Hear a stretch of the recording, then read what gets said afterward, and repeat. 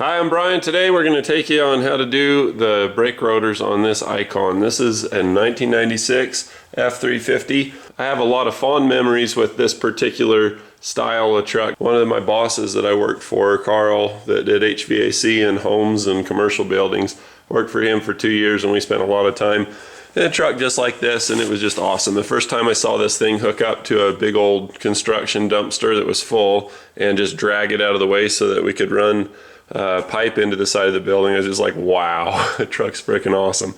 So this one has a cracked rotor, as you can see here. This is a captive rotor, meaning that it's trapped. You can't just pull it straight off. The hub's in the way.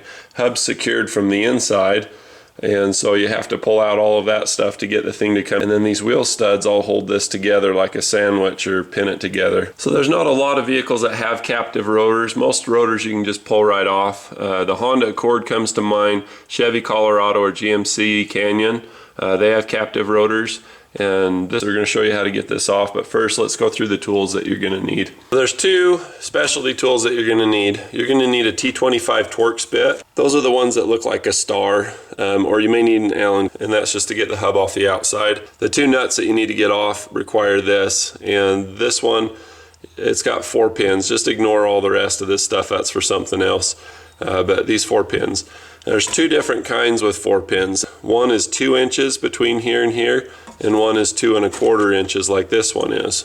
The other tools that you're going to need, probably a flashlight to see in there. You're going to need a lot of blue paper towels because we're going to be getting into those greasy bearings. A 1/2 inch drive ratchet, some type of pry bar or large screwdriver to get the caliper to come off.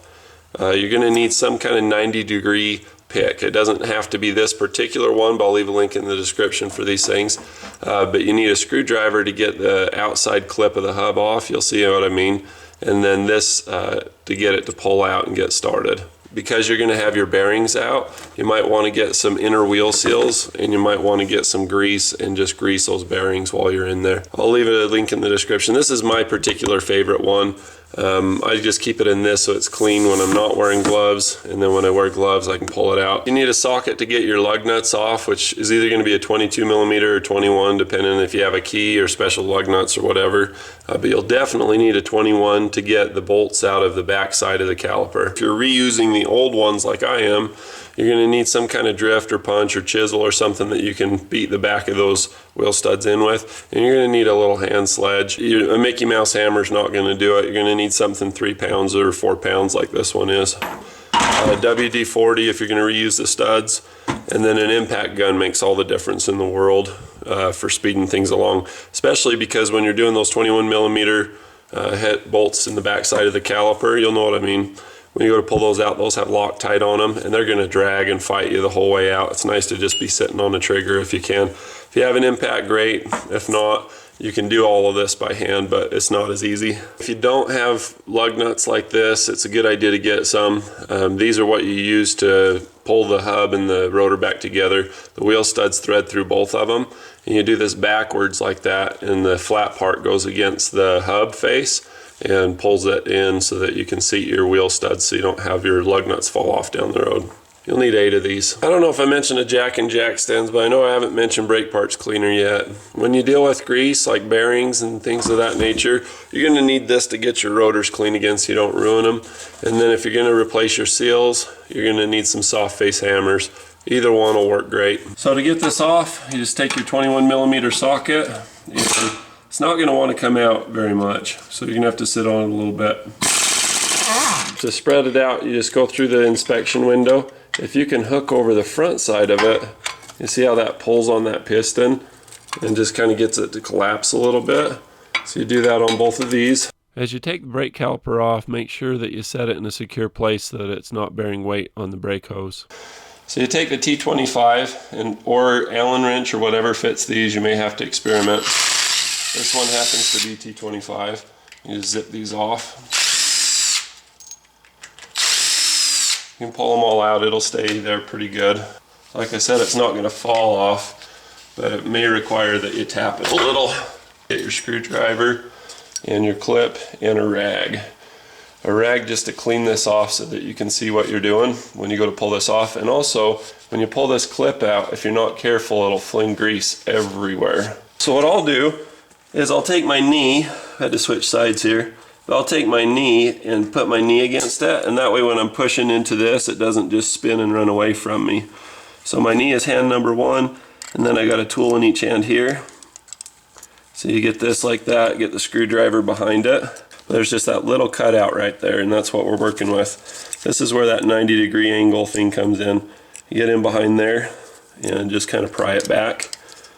When you get this much of it accessible, grab onto the thing, get your paper towel on there, because this will fling grease everywhere if you don't. And I'm just going to slide my fingers around like that and get it off.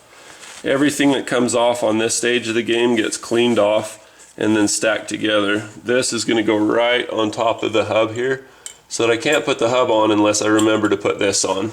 So this way you don't have to have an elephant's memory, and you can get everything in the right order. We're going to take our screwdriver again back up here, and we're just going to pry this a little bit on this side and then around the other side, and then wiggle it a little bit.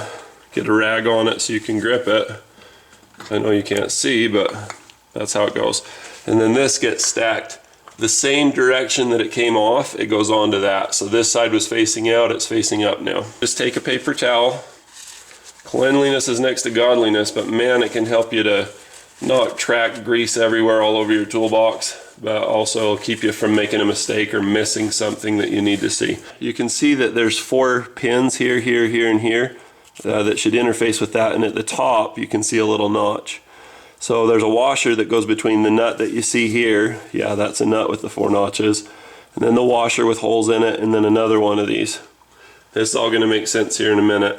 But this is where your second specialty tool. The first was the T25. The second is this 4-pin socket. I make a mental mark that there's a pin to be engaged right there.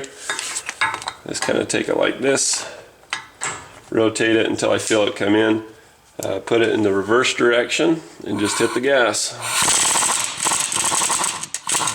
I'll spin that up, and then I'll grab my hooked tool like this. I'll just hook into that. It should be covered in grease, and we're going to clean it. Metal wipes off much easier than nitrile does. In case anybody's wondering, these gloves are 7mm nitrile. I'll leave a link in the description for a pair.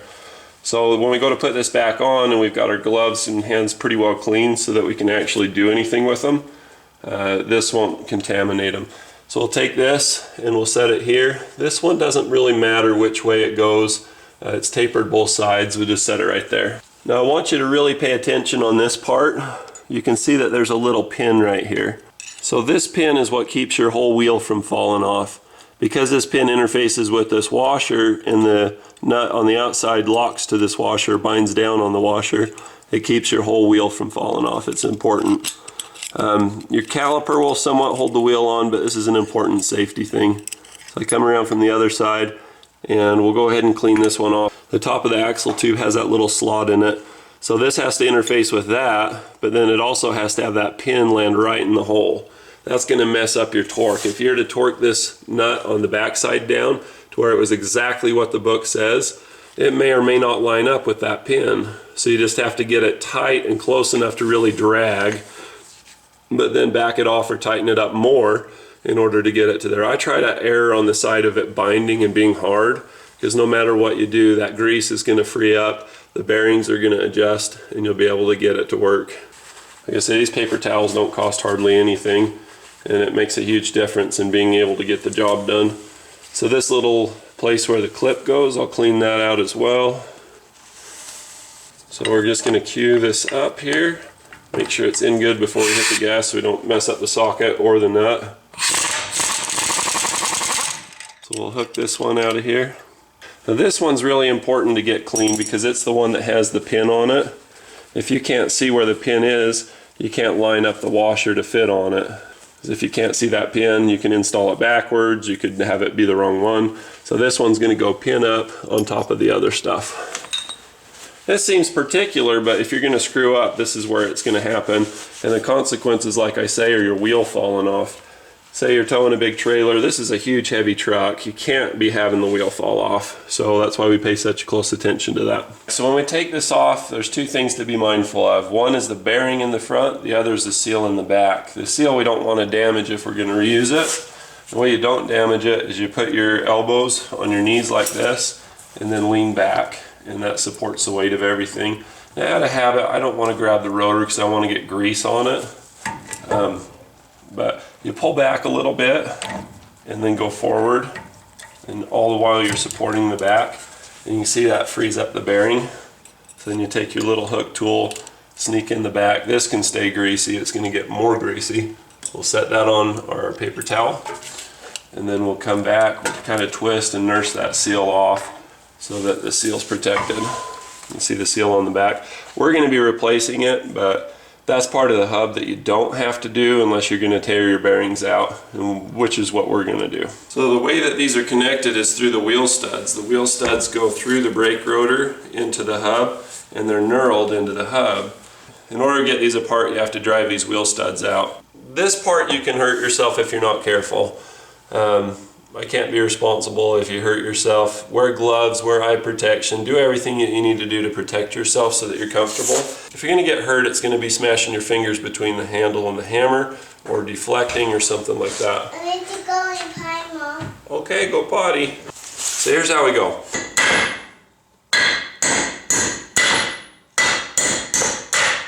You're going to have to hit it hard sooner or later.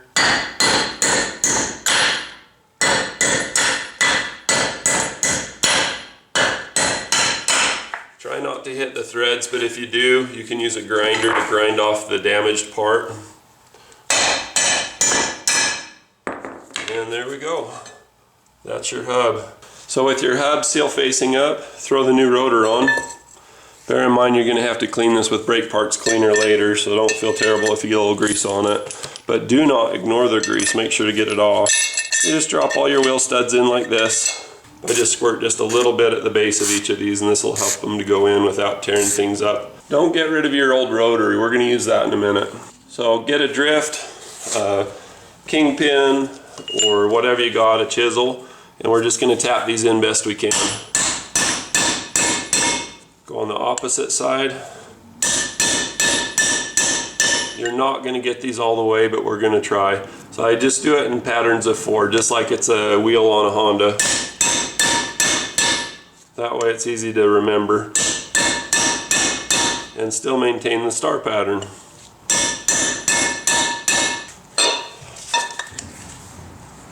So you can check if you're good by doing that or pushing on them from the back side. This is where the old rotor gets re-employed like that. The reason why, I don't think I showed this very well, but at the very base of these there's a little burl. So if you take the nut and run it all the way down this way, you're going to be tearing into threads and deforming metal at the same time you're trying to deform metal to press it together. This gives you the room you need, kind of like a washer for each one, so that doesn't create a problem. Again, with the WD-40 or whatever oil you want to use, you just hit each of these on the threads, and then we take these. These happen to be 9/16, 18 threads per inch. This is the kind of deformation you get if you don't use the old brake rotor. These are ones that I've used before and learned the hard way that you got to do it this way. Alright, now here's where the magic happens. This is what actually presses these things together.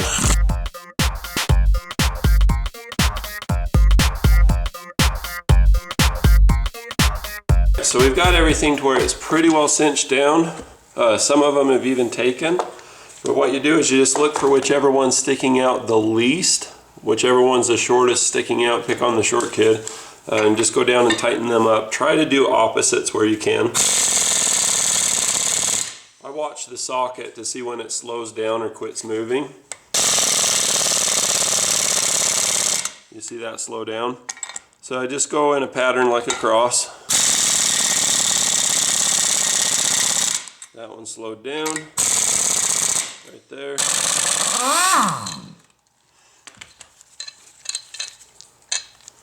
There we have it. So if these are really rusted on the old one, you need to make sure that you clean, scratch, knock all the crap off, because anything where this drags on the side wall of your socket, you know, between here and here, it's going to make it harder. It'll seem like you're done when you're not. So we're done. We've got everything together. At least we think we are. So we're going to take this and we're going to move it in all different directions, knock it each way, see if it makes any noise. We're gonna look back here and make sure these are all seated, and stick your fingernail. Make sure your fingernail won't fit underneath of there. I've got a link in the description for these, but the gear wrench, what is this, the 82216? I'm in love with this thing. I mean, it's the best thing in the world if you're working on Fords especially. Like getting the turbo to come up on the 6.7 or 6.4, getting them to uncradle, getting seals out. They're just awesome. So what I do is I do it with the rotor on. I pull the seal out here, especially if you think that you're going to repack the bearings and reuse the seal. But you just get up underneath and just ever so gently get the sucker to come up like that. Go to its next door neighbor, do the same thing, ask for a little sugar over here. Just nurse the sucker up and out like that. Now this seal could be reused. I'm gonna put new ones in because this isn't my truck, but if it was, I might reuse this if it wasn't leaking too bad like this one. From here you can grab hold of your bearing, and pull it up and out. I'm gonna repack these bearings. The way I do it is with a little cup device like this. I'll put a link in the description. I hate to leave you hanging, but we're gonna have to pick up the rest of this, putting it together and doing the bearing packing for the Wednesday video. So tune in Wildcard Wednesday and we'll finish this up. Mail! We got a letter from Mike Manley. Lucky guy, I didn't even make that up. And he is from Mediopolis, Iowa. Dude, this is a treasure. Look how many years he had this bike. Says, I don't have any car plates to send. Since Iowa requires you to turn them in when you sell a vehicle to get some of your money back. Also, Iowa has had the same plate design since 1997 and just started replacing plates with the same design in 2012 on a 10-year rolling replacement program. I did have this motorcycle plate to send though, thank you. And as you can tell by the pile of registration stickers, we were just talking about that, it was around a few years. If I come across an Iowa full vehicle plate, I'll pass it on to you. Until then, I hope this helps as far as the plate coming from Iowa. Mike. Thanks, Mike. We've got a similar thing going on with Rhode Island, I think. They like you to turn your plates in there too. But if you have a Rhode Island plate, that's the last one we need. Send it to Brian's Mobile 1, P.O. Box 282, Cedar Valley, Utah 840, Lucky 13. Bonus footage at the end. Hey Brian, how's that Escort Max 360 giveaway going? Who won that thing? The guy that won, his first name, the first two letters are A-N and the last name is M-I, or the first two letters. And I haven't heard from him in a week and a half. I can't announce it, you know, of a name because a lot of the people that entered, I don't know if people are creating bogus accounts or they don't check the messages on the accounts or whatever. But say I announce it, anybody can create an account name on YouTube. Anybody could be Brian's Mobile 1. Use the same username as I do. Or PewDiePie, or Ray William Johnson, or Jenna Marbles, or anybody. So the problem is, if I announce the name, and then I get a whole bunch of messages from people, my personal message box full of everybody with that same name that I picked, that I announce, then that's a problem. So that's why I have to contact them, and I have to contact them to verify that it's going to a country where these are, you know, all the other rules. Basically, you have to have a shipping address where this is legal, where you can use this. You have to be 18 years or older, and you have to be a subscriber. I mean, it seems really simple to me, but it's just, like I say, I had to do, it was the fifth person, I think. I think the first two or three I had to count to ridiculously high numbers like 821. Never done that in my life, but the first guy was that. And then I found out that he didn't have an email associated with his account and he didn't have a way to personal message. So I'm like, oh great, you know, maybe that's 1 in 1,000 because there's about 1,000 entries. And then the next one, same story. And the next one, same story. And then the fifth one, like I say, at least he could get a personal message. So in order to have him win, they got to verify the other stuff. So that's where we're at. So how's it going? It's not going. We're stuck waiting. So anyway, I'm going to figure out how to do contests one of these times. And it's going to be something that's legal most everywhere. Specifically, it's going to be this code reader.